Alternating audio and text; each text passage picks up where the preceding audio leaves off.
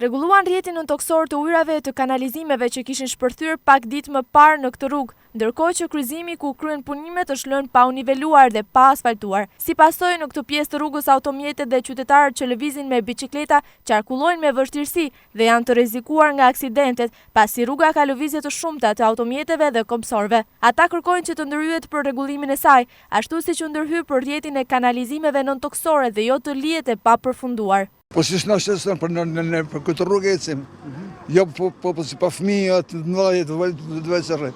Kjo si grumot ujë në dimrit e dhe rrugën se s'bën me bë pse mos i bë rrugën. Edhe me pa përsmarit se ja me hedhë me sa me bë si me kanë me fjalë banale me thonë, por me bë përsmarit jam rrugë për smarit. Kjo rrugë shërben disa lagjeve dhe jo vetëm lagjes Vojokushi, ndaj ndërhyrja për ta rregulluar është e domosdoshme të kryhet sa më parë. Është një rrugë ku për shkak të ndërtimeve është zënë një pjesë e konsiderueshme sipërfaqes së saj. Ndaj kërkohet që të paktën korsia mbetur të funksionojë normalisht për të parandaluar aksidentet dhe për të normalizuar sa të jetë mundur qarkullimin e automjeteve.